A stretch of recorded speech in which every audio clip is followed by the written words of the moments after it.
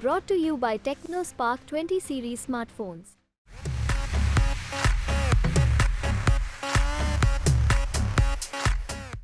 कांग्रेस अध्यक्ष मल्लिकार्जुन खड़गे ने इंडिया ब्लॉक के अपने सभी विपक्ष के नेताओं को एक चिट्ठी लिखी। इस चिट्ठी में कहा गया है कि ये लोकसभा चुनाव लोकतंत्र और संविधान बचाने की लड़ाई है। उन्होंने चुनाव आयोग के चिंताजनक रवैये के बारे में लिखते हुए कहा है कि अंतिम मतदान प्रतिशत के आंकड़े जारी करने में हो रही सबसे ज्यादा देरी हुई है और उस डेटा में पाई गई कुछ गलतियां चुनाव के स्वतंत्र और निष्पक्ष प्रकृति पर गंभीर सवाल उठा रहे हैं। खड़गे ने यह भी कहा है कि ये कोई सामान्य चुनाव नहीं है, ये हमारे लोकतंत्र और संविधान को बचाए रखने की लड़ाई है। इस संदर्भ में लोकतंत्र की रक्षा के लिए आवाज उठाना और एसीआई को जवाबदेह बनाना हमारा सामूहिक कर्तव्य है ताकि वह अपने मामलों की जिम्मेदारी निभा सके। खड़गे ने अपनी चिट्ठी में क्या कुछ लिखा है वो आपको पहले बताते हैं। पहले चुनाव आयोग, उन्होंने लिखा कि पहले चुनाव आयोग 24 घंटे के अंदर यह बता देता था कि कितना फीसदी मतदान हुआ, लेकिन इस बार देरी हो रही है। इसकी वजह क्या है? इसे लेकर अभी तक कोई आयोग द्वारा कोई भी सफाई क्यों नहीं दी गई है? देरी के बाद की जा रही डेटा जो रिलीज किया गया उस पर भी कई सवाल उठ रहे हैं, उसमें कई जानकारियों में त्रुटि है। पोलिंग स्टेशन पर कितना प्रतिशत मतदान हुआ? उन्होंने सभी सहयोगी दलों से इस तरह की कथित गड़बड़ी के खिलाफ आवाज उठाने की अपील की है। हमने लेटर अपना इलेक्शन कमीशन को इसलिए लिखा है, अलायंस को ये लिखा है कि आप सभी लोग इसके बारे में सी से इलेक्शन कमीशन से पूछ सकते हैं क्यों ऐसी देरी हो रही है, क्योंकि जब आप सर्टिफिकेट ही देते इलेक्टेड का, इन्होंने इतने वोटों से जीता, इन्होंने इतने वोटों से जीता, तो आपके पास डाटा कैसा नहीं रहता? उसको क्यों 10 दिन लगते हैं? जब डाटा बेसिस पे ही आप इलेक्टेड मेंबर्स को इतने वोट से वो जीता जब देते हैं तो आपको 10-15 दिन क्यों होना चाहिए? लास्ट टाइम 11 दिन लिए। Is it necessary? जिस दिन होता उसी दिन देना, नहीं तो लोगों में एक सस्पिशन होता कि भाई ये ऐसा प्रोविजनल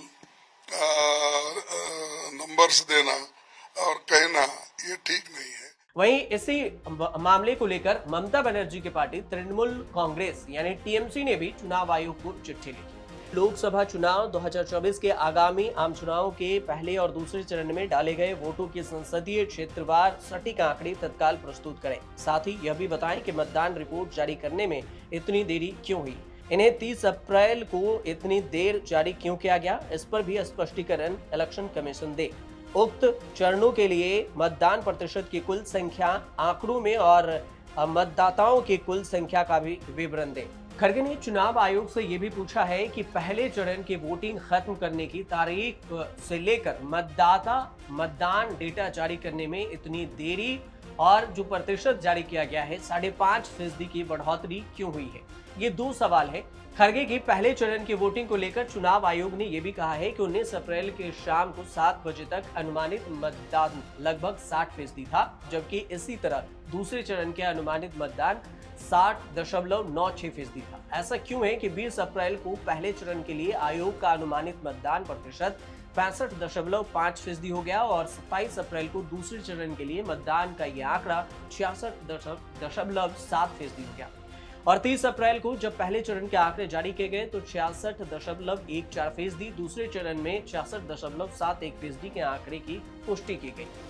लेकिन सवाल ये उठता है कि ये डेटा का खेल और कहानी शुरू कहां से हुआ? अब ये भी समझ लीजिए कि ये मामला उठा कहां से। अब जब डेटा आ गया है तो आरोप ये लग रहा है कि वोटिंग के दिन जो नंबर आए हैं अब वो फाइनल नंबर और वोटिंग के दिन के नंबर में फर्क है। 4 दिन बाद डेटा आने के बाद वोटिंग नंबर में 5.75% का उछाल आया। 26 अप्रैल को हुई वोटिंग के बाद चुनाव आयोग ने कहा कि 60.96% वोटिंग हुई। 30 अप्रैल को फाइनल डेटा जब जारी होता है तो उसमें कहा जाता है 66.71% वोटिंग हुई। मतलब फाइनल डेटा होते होते वोटिंग का प्रतिशत करीब 6% बढ़ गया। इसी को लेकर खड़गे ने चिट्ठी लिखा है। विपक्ष ने आरोप लगाया है कि नतीजों में हेरफेर की आशंका बन रही है, क्योंकि गिनती के समय कुल वोटरों की संख्या में बदलाव किया जा सकता है। हर सीट पर वोटरों की पूरी संख्या मालूम पड़े बिना चुनाव आयोग की ये नंबर किसी काम के नहीं है।